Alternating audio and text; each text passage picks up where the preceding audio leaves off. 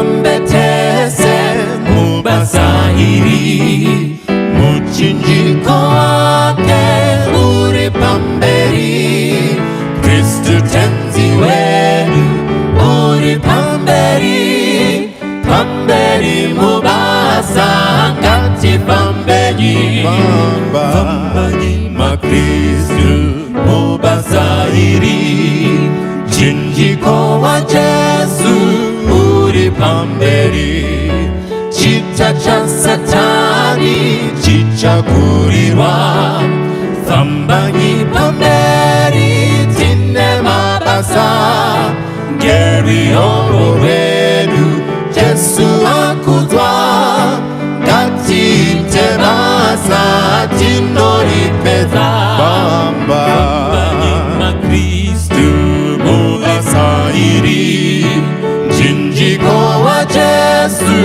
uri pamberi sangano la Mwari sehondo huru rinoenda mberi vamwe na Jesu atipatsanizwe tesengerudo rusimiro rumwe nerudzidziso pambani makristu mubasairi chinjiko wa Jesu uri pamberi umambo wepasi uchazoputswa asi sanganoro riri kukura zano ra satani richakurirwa chidzidzo cha Kristu chinozogara pambani makristu mubasairi chinjiko wa Jesu uri pamberi ndizo imwe vanhu pamberi kwazvo ngatitetese nerukuriro iri nerukudzo rwa Kristu mambo vanhu nengirozi dzichaimbayo pambani makristu mubasairi chinjiko wa Jesu uri pamberi pambani makristu mubasairi chinjiko wa Jesu uri pamberi.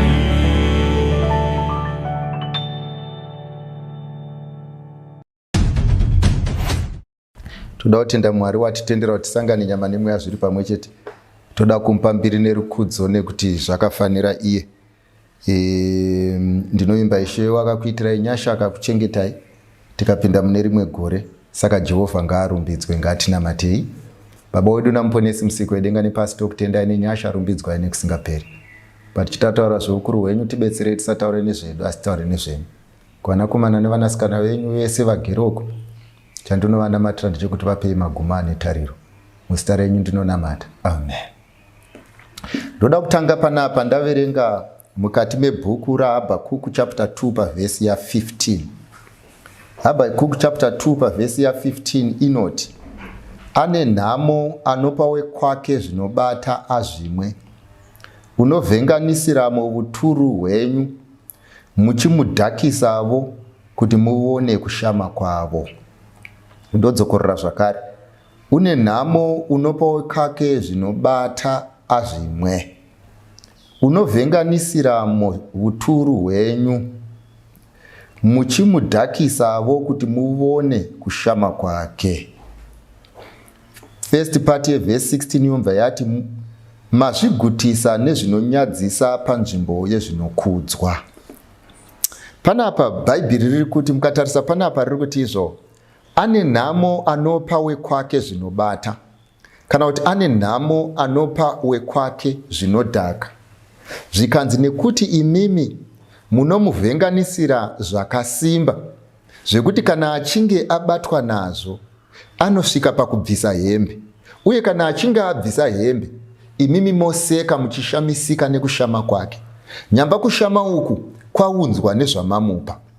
Saka Jehovha panapa akuti problemu iyi haizovi yabvisa hembe chete. Inini saMwari ndichatarisa chaita kuti abvise hembe. Saka kana ndichagovera munhu nhamo, akapa uye akamwa ane zvake. Saka Mwari panapa ari kutaura nyaya achiburitsa pachena kuti kana pane chinhu chinenge chaitwa nemunhu chinozoprodusa maripple effects, zvikanzi naJehovha, kana maripple effects aya achinge aproduswa, inini handizongotarisi kuti maripple effects akonzerei, ndinotarisawo nemunhu akonzeresa kuti zvinhu izvi zvivepo. Ende pari panyaya yekudhakwa, mukatarisa Bhaibheri rinoti waini mudadi, doro mupopoti, ani nani anobatwa nazvo haana kuchenjera. Asina handidi kugumira ipapo.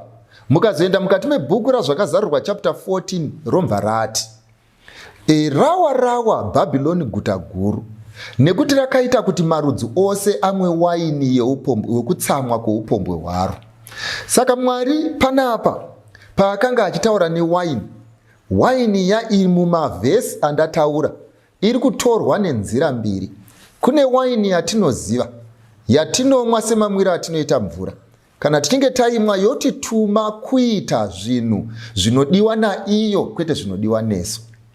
Now kouya yepiri waini iri kutaurwa, iwaini yekuti vanhu vakadhakwa nedzidziso nemaperceptions ekuti kana vanhu dzidziso idzodzo dzapinda mumusoro, kana vanhu maperceptions iwayo apinda mumusoro, zvikanzi nyika yese inofamba yakadhakwa, sekunge yamwa doro semvura, asi yamwa doro yemaperceptions akaunzwa nemunhu achinyatsoziva zvazvinoreva uye nekwazvisasvika. So by the end of the day, panapa ndoda kuti uverenge vhesi inoyi uchitora kuti waini yatiri kutaura nezvayo handi waini yevanhu vanomwira kubhawa, iwaini yevanhu vane maperceptions asingawirirani naMwari, sezviri kutaurwa kuna Revelations chapter 14. Now Bhaibheri roti ane nhamo unopa wekwake zvinobata kuti azvimwe. Zvandoda kuedza kuburitsa pachena vapana ndezvekuti iwewe une maonero ako ezvinhu, iwewe une mafungiro ako pazvinhu, iwewe une zvaunotarisira kuzobhenefita pazvinhu, iwewe unoti kana waita zvinhu zvako unoziva kwawakananga. Kune vamwe vanofarira pono, kana vachinge vagara nevasikana vavo vanoona pono, kuitira kuti pono ivatungamirire mune zvimwe. Saka Bhaibheri panapa riri kutaura richiti kana vanhu vese ava vauri kupa zvinodhaka, kana vanhu vese ava vauri kupa njere dzisina kunaka, kana vanhu vese ava vauri kukontamineta vakazoenda mberi vachikontamineta nyika, usazoti handime munyaya yacho. Kana vanhu vauri kudzidzisa kudya mari, kana vozoenda vodya nevamwe vadhara yanga ichifanirwa kubhadhara school fees dzevana, usazoti handimo munyaya yacho. Kana vanhu vauri kutrena kurara pese pese, kana vachinge vozofamba vopaza mudzimba dzacho, Mwari ari kuti newewo usazoti handimo munyaya yacho, nekuti Mwari ari kuti akadzidzisa vanhu kumwa zvinobata, akadzidzisa vanhu kupinda mune zvinobata, zvikanzi ane mhosva. Zvorevei?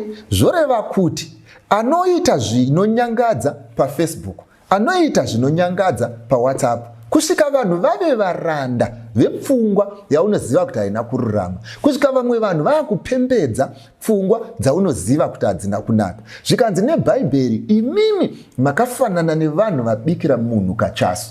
Saka kana munhu abikirwa kachasu akazotsikwa nemota, abika ane mhosva, naiye nyakutsikwa ane mhosva. Saka ndoda kuti ndikuudzei vapfana, patiri kuenda mberi tichitaurirana pazvinhu izvi, zvakaipa kusiya vanhu musinariyo isiri iyo iwo ozotendeuka, oro kuti iwe unonyatsoziva kuti nzira iyi yakaipa asi unosiya vamwe vanhu munzira yakaipa, wavadzidzisa vave well equipped. And ndo problem yatinayo huru, ndo problem yatiri kurwisana nayo senyika, yekuti vanhu vari in control yemedia, vanhu vari in control yesocial media, vanhu vari in control yemaplatform vari kupa vana zvinobata. Vana vomwa mukusaziva, vodhakwa, vozoita zvavanga vasingagoni kuita dei varamba vari soba. Chandoda kungokuudzai ndechekuti nguva yekuzvimiririra zvinhu izvi ichasvika. Tisati taenda kure, regai ndipindure mibvunzo iri panapa. Pane mwana ari panapa uyu. Anoti, regai ndisamaraize mibvunzo uyu nekuti wakati rebei. Mwana uyu anoti iye wakamitiswa asati akuziva Mwari, ndokumva azotendeuka iye zvino izvi akuziva Mwari. Asi dambudziko raari kuona nderekuti vanhu vanonamata vari kuita madouble standards. Madouble standards aya vari kuaita pekuti vari kumuseka iye nekuti ane mwana, kunyangwe vamwe vacho dzisati dziri mhandara. Asi futi ndo vanoparidza kuti kana munhu ave muna Jehovha ave chisikwa chitsva. Ndofunga manzwisisa nyaya iri kutaurwa nemwana wangu iyi. Nyaya iri kutaurwa nemwana wangu panapa ari kuti izvo, kana munhu akatendeuka ave chisikwa chitsva, past yapera.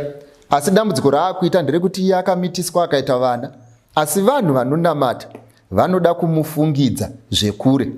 Ende imwe problem yaatori nayo ndeyekuti izvo iye akamitiswa, kune vamwe vasina kumitiswa, asi vairara nevarume vari kutomuseka sezvinonzi ivo vari nani kudarika iye. Ndo mubvunzo wacho. Rega nditaure newe mwanangu, nemi muruko, ndokumbira kuti mundinzwisise panyaya iyi, munyatsondibata zvakanaka.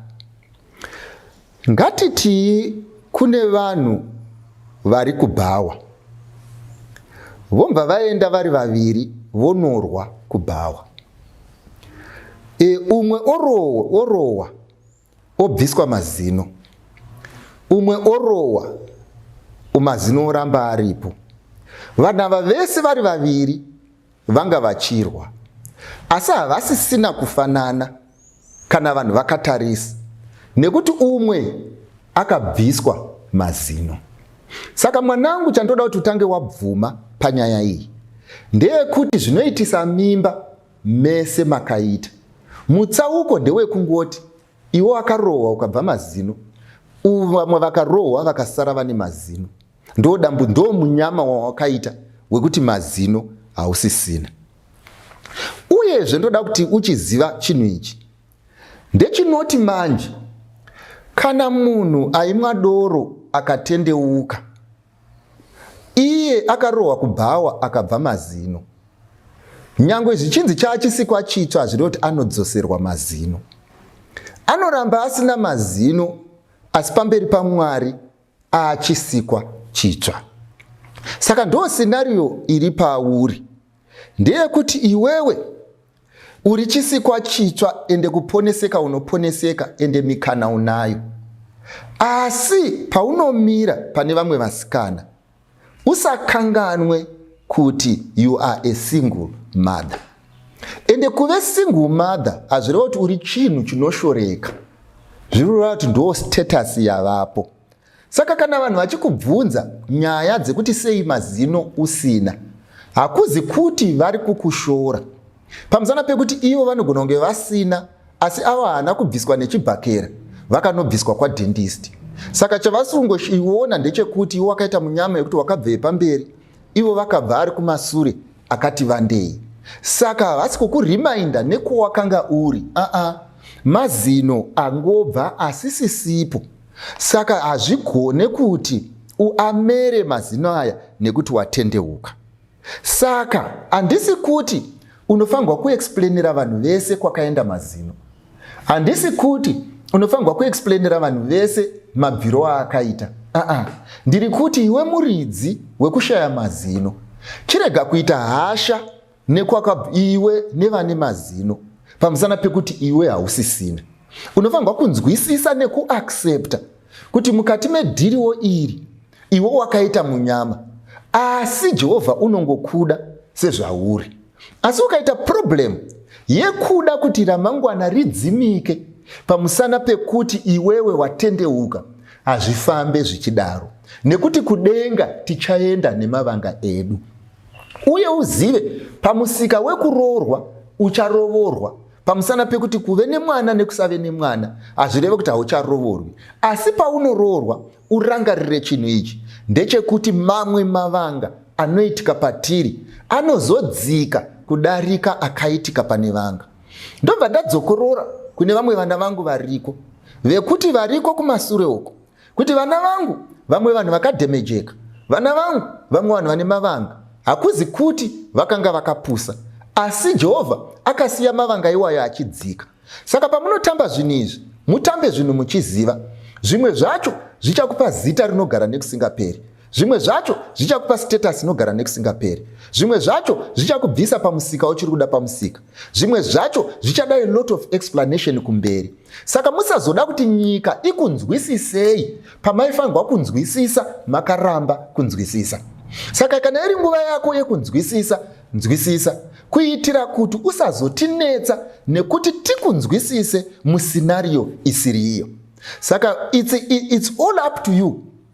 Handina munhu wandiri kutsikirira pasi, ndiri kungotaura kune vasati varasikirwa nezvinhu izvi, kuti uzive kuti ukaramba uchitamba pasiripo unogona kufanana namai vako. Yafai. Yepiri, uyu ari panapa abvunza mubvunzo wake, anoti izvo, inini maonero angu ndinofunga kuti, ndodzokorora mubvunzo uyu, hanzi ndinofunga kuti hapana need yekuti tirambe tichingoita what about tomorrow. Tinofanirwa kumboita zvanhasi tombonakidzwa nhasi. Zvaari kureva ndezvekuti munoramba muchitaura kuti no, ndiri ndakuisa mashoko angu munyaya iyi.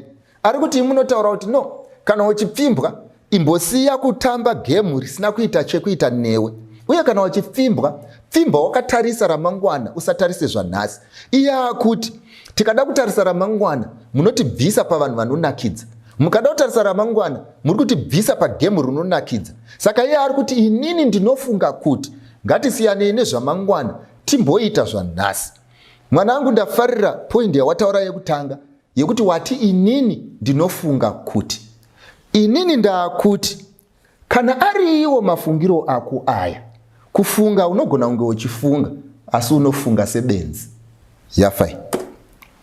Uyu ari panapa uyu ari kuti izvo ane musikana, iye akuda kuroora, musikana ari kuti I'm not yet ready for marriage.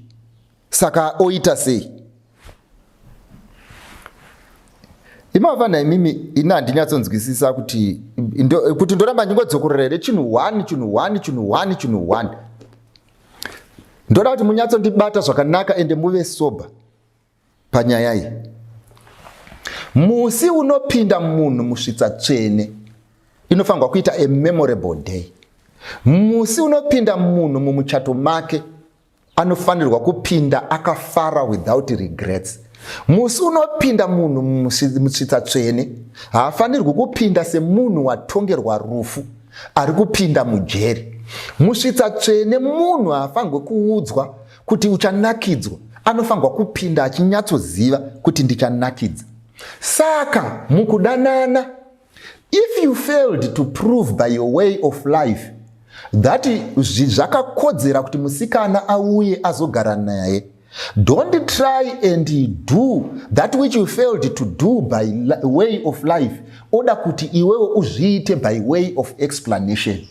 Musikana paari kuti I am not ready, ari kuti handisi kukuona zvakanaka. Number 1, handina chikodzero chekunge ndichiroorwa newe. Number 2, uye pamwe ndichikuona iwewe zvandinoda handisati ndanyatsoona kuti ndinozviwana here. Number 3, saka harizi rimwe remabasa ako rekufamba uchikonvinza vanhu kuti varoorwe nekuti iwewe waakuda kuroora. Ndakakuudzai kudhara, iwewe usakwire bhazi risati raakuda kusimuka, iwewe uchitaura driver kuti ndine emergency, saka ngatisumukei. Hatingamhanyiri kuemergency yako. Ane emergency kwira raakuda kusumuka. Kana pasina bhazi try a taxi, asi usatipinze muemergency yako.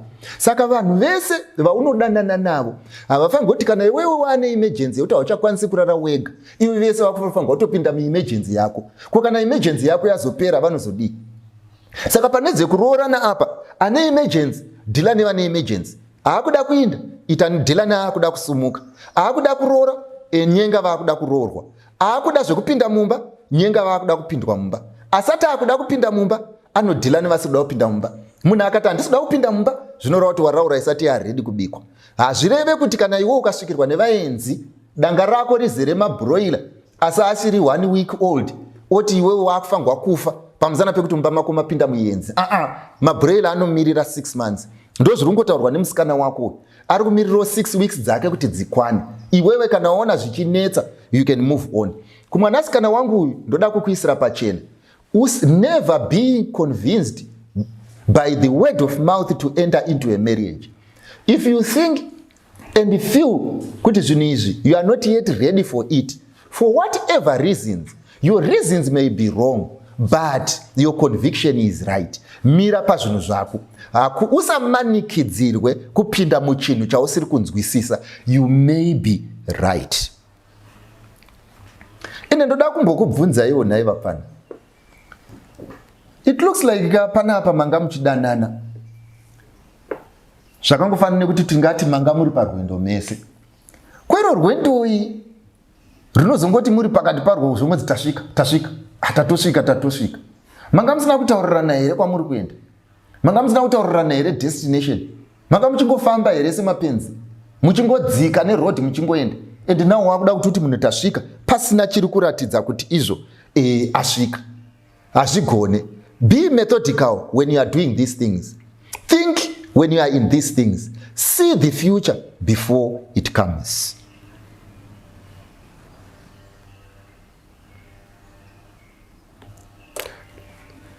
Uyu ari kuti vabereki havadi foreigner. Oita sei? Semafungira andiri kuita kuti uyu anodanana neforeigner, whether musikana kana kuti mukomana handisi kuziva. Asi vabereki vake havasi kuda foreigner. Saka oita sei? Ndodzokorora. Uyu munhu uyu ane vabereki. Iye ari kudanana nemunhu asiri werudzi rwake. Saka vabereki vari kuti havasi kuda foreigner. Saka manje ari kubvunza kuti oita sei. Chaasina kuisa clear ndechekuti ari kuti oita sei neforeigner yacho here. Ndodzokorora. Ndoda kuti munyatsopabata mune pfungwa dzinopanana moto. Mubvunzo ndewekuti oita sei neforeigner here kana kuti oita sei nevabereki. Because kazhinji kana mibvunzo iyi ichitaurwa inenge ichibvunzwa kunzi ndoita sei nevabereki, kwete kuti ndoita sei neforeigner. Kana tapinda panyaya dzekuroora, we want everyone else to change his or her position except us. Asiwo futi like I said last week, ndinorespekta kuti ndimi mune final say. Nyaya iyi inonetsa kupindira pamusana pekuti haina one size fits all.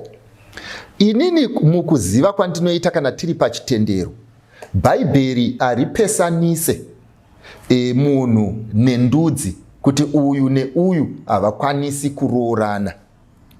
Harina pari clear parinotaura nezvazvo. Chatinongoziva ndechekuti vanhu vazhinji vakaroora vachiroorana nevanhu vanorarama dzimwe tsika dzisiri dzekwavo dzavasingazive. Vane mamwe machallenge avakapinda muzvinhu izvi vasingazive. Iwayo ndiwo andinogona kumbokupa. Kana ndapedza kukupa, iwo unozomeka decision yekuti unoita sei. Mind you, handisi kuti usa ndiri kuda kungokupa kuti zvinhu izvi wambofunga nezvazvo here.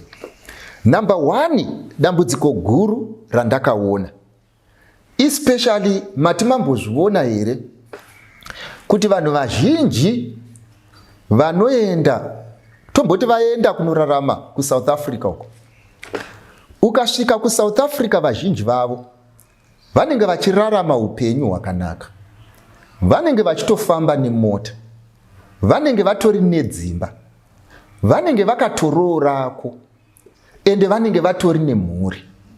Asi kazhinji chandakaona, gore ravanofa vachingodzoka kuno kuZimbabwe, vanodzoka vari mutrera pasina chimwe chavanacho chekuratidza kuti vanga vari kuSouth Africa kunze kwechichanganibhegi chinenge chakaiswa imomo. Saka zvinofamba sei kuti munhu akanga ane upenyu uhu anodzoka kuzovigwa ave murombo, zvekuti nyangwe vabereki vazukuru vavo havavaoni, zvekuti nyangwe vabereki vana vako havazovavoni. In fact, nyaya yandiri kutaura vapfana vangu vazhinji munoiziva.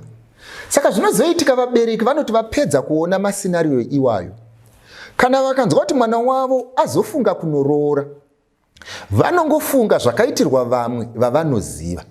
Saka decision yavo is based on the experience that they had, but it might not be based on the experience that you will have.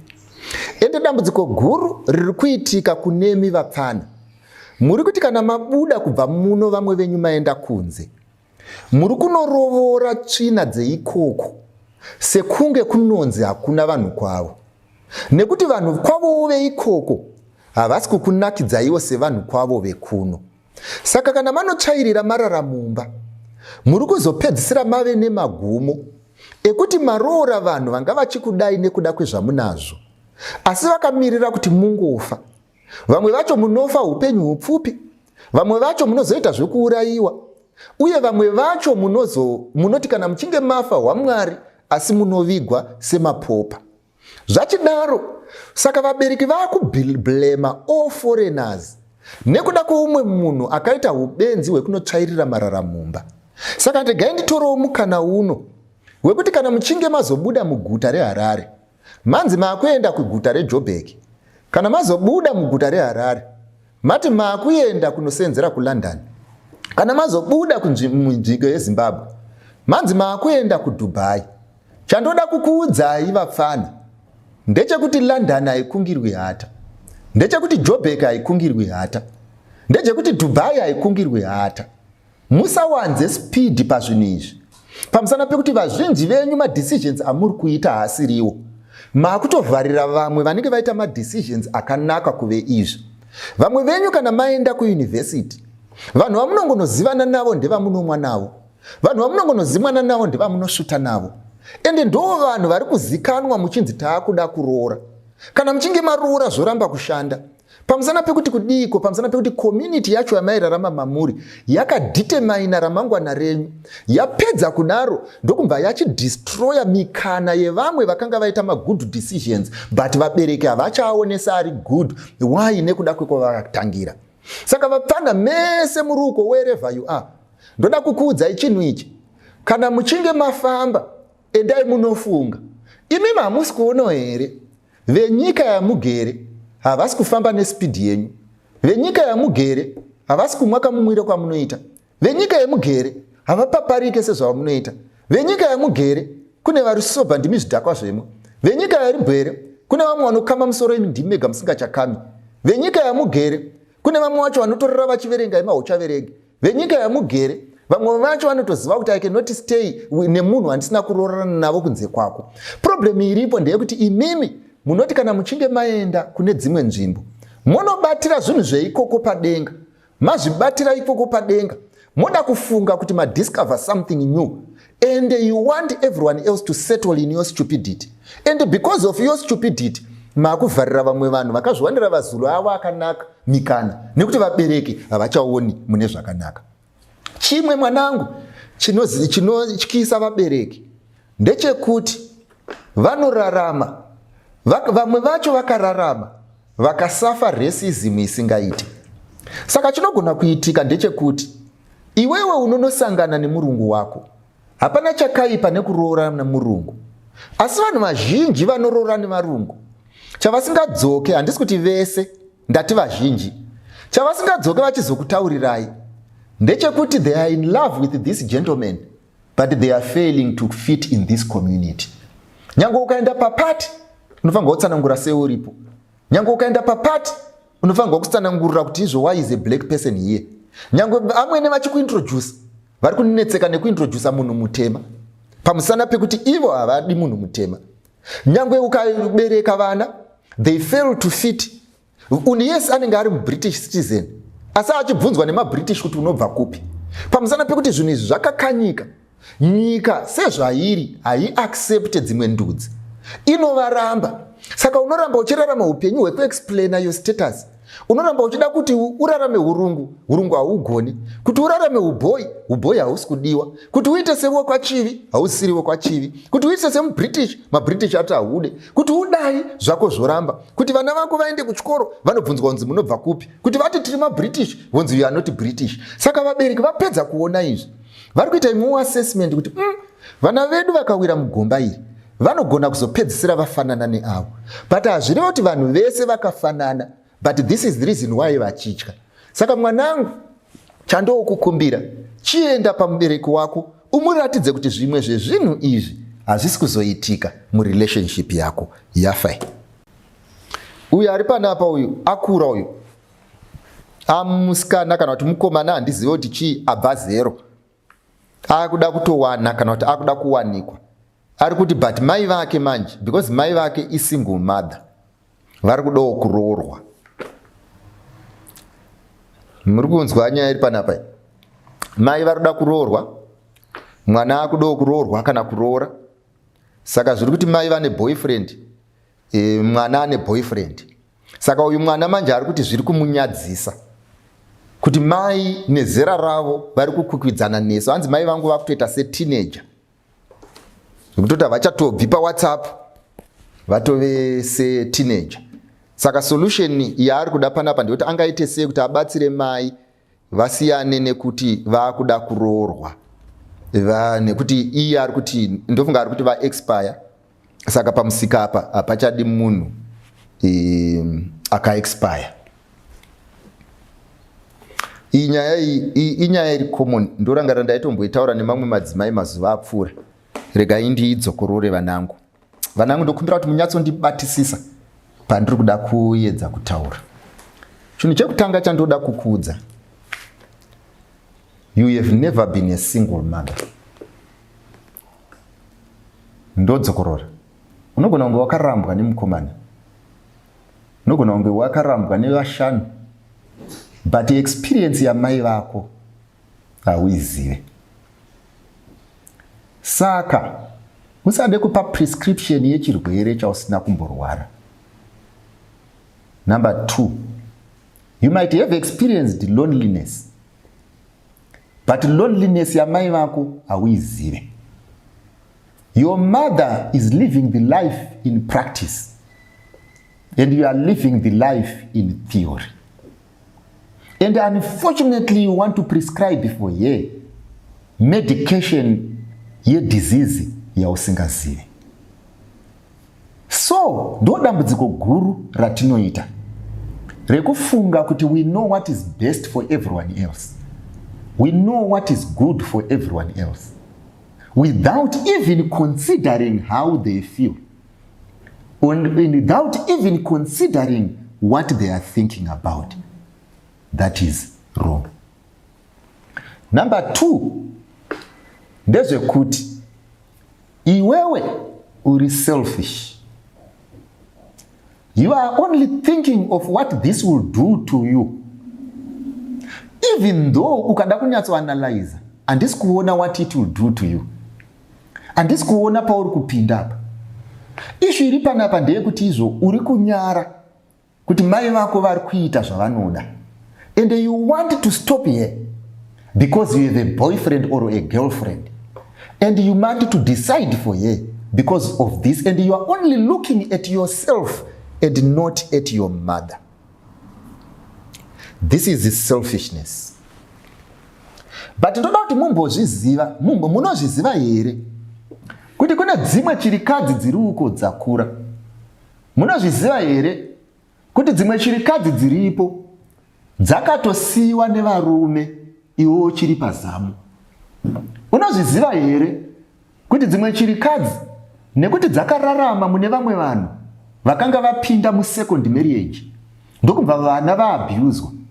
Dzimwe chirikadzi dzikameka decision kuti dzimwe nenguva ndikaita chinhu ichi, vana vangu vachaabhuzwawo. Saka nekudaro chandinoda kuita ndechekuti regai ndimborera vana vangu, kana vachinge vakura ini ndozoroorwa hangu. Saka your mother sacrificed her independence because of you. ende iwewe now wasvika pamusika, now that wakura, you are now telling her kuti suffer continue. She did this for you, and you always want her to sacrifice everything to include her peace of mind because of you. I think you are being selfish. Mafungiro angu kwete ako, mafungiro angu, ende kune vana vazhinji vane mafungiro iwaya vekuti life is all about them and it has nothing to do with other people. Do you know the reason why your mother got to this level vakadaro? Do you know kuti mai vako vanochema kangani vakarara? Do you know the pressure that he has? Waraiterega ndikubvunze mubvunzo. Iye zvino iwe wakuda kuroora kana kuti wakuda kuroorwa, mese makutama kubva pambapa, ende pambapa pari kusara pana mai vanogona muka umwe musi vachiti musana wangu hausinzwa zvakanaka, vanoda umwe munhu anovabatsira kumwa mapiritsi. Vanogona kufunga kuti umwe musi pana apa ndine problem, ndoda umwe munhu wekuti anzwe zvandinazvo. Vanogona kuti inini I'm an outgoing person, I need someone to talk to. Ndoda kuti ndikubvunza kuti kana wavasiya pajeri rawava pairi, are you going to share with your husband? Number one. And are you going to be with her forever? Number two. And giving her the benefits of the marriage as you are getting them. If you can't, you cannot be the judge on this issue. Iwewe, handisi kuti haupinde muma decisions anoitwa namai vako, but hazvireve kuti iwewe you should look at this thing with a selfish perception. Number 3, ndoda kuverengerai bhaibheri pano. Ndoda kuverenga mukati mebhuku ravakorinde vekutanga chitsauko ndecha 7. 1 Corinthians chapter 7, ndiverenge pavhesi ya 8 na 9. Paul anoti, asi ndinoti kune vasina kuwana nokuchirikadzi, zvakanaka kuti vagare seni. Asi kana vasingagoni kuzvidzora, ngavawane, nokuti zviri nani vawane pakutsva. Bhaibheri panapa riri kuti mai vako sechirikadzi, kana vachikwanisa kurarama vasina kuwanikwa, hazvina kuipa. Paul ndo zvaanotaura. Zvikanzi asi kana vasingagoni, zviri nani vawanikwe pane kutsva. Regai nditaure kwamuri shirikadzi dziri uko nevana vavo pamubvunzo uyu. Kune mhando zhinji dzechirikadzi.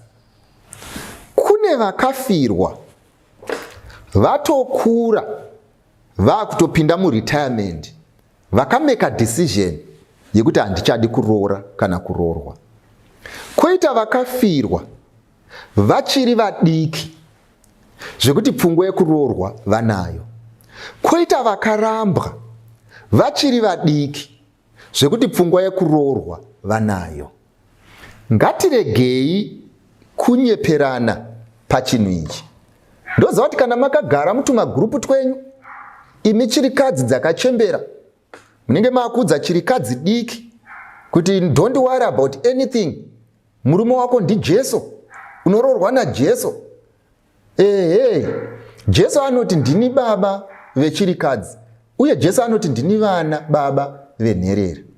Asi kune zvinoitirwa munhu naJesu nezvimwe zvisingaitirwe munhu naJesu nekuti akapiwa mukana wokuzviita.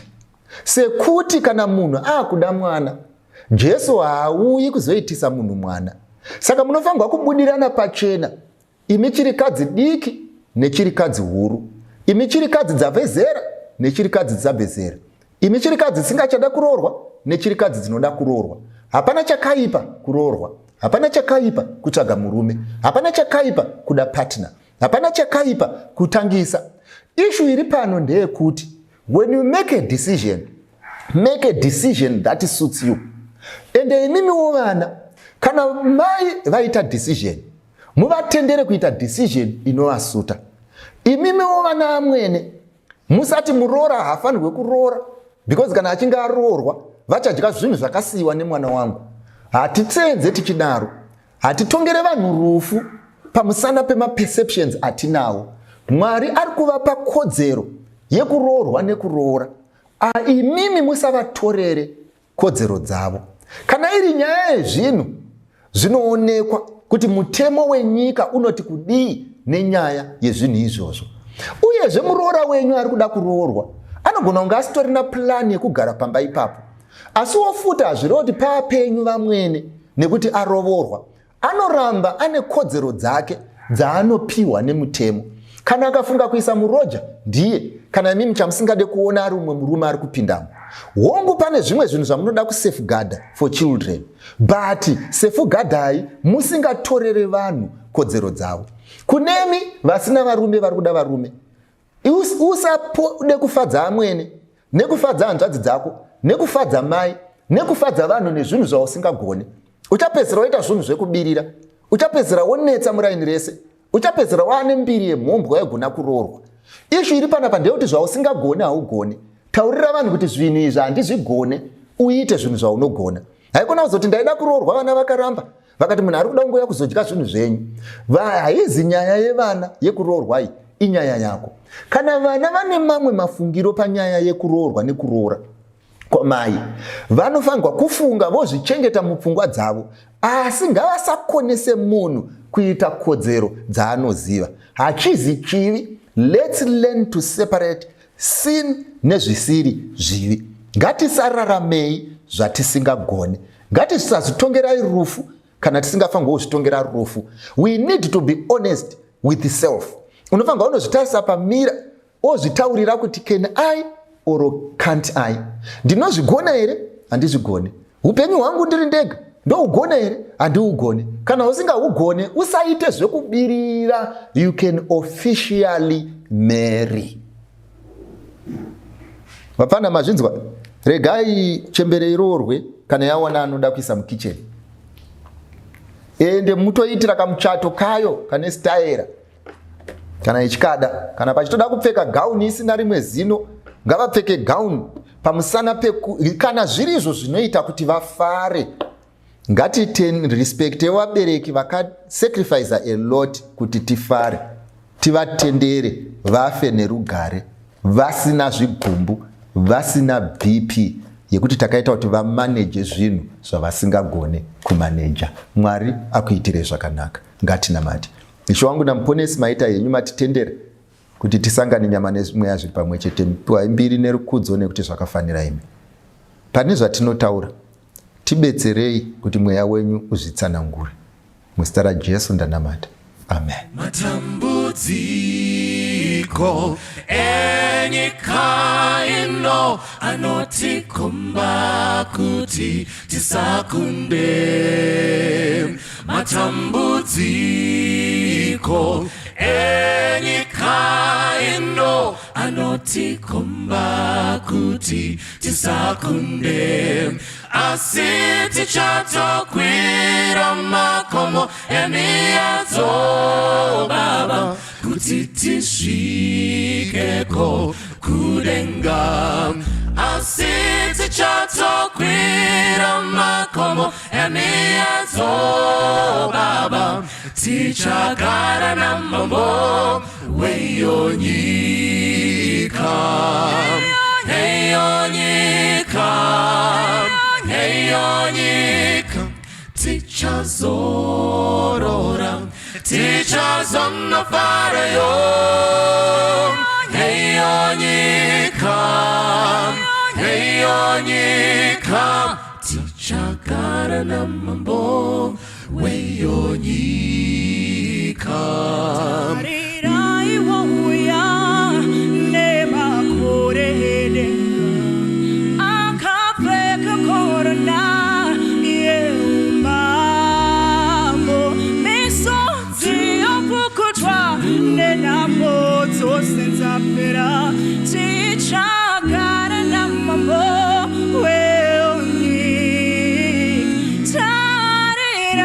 wo ya ne ma kore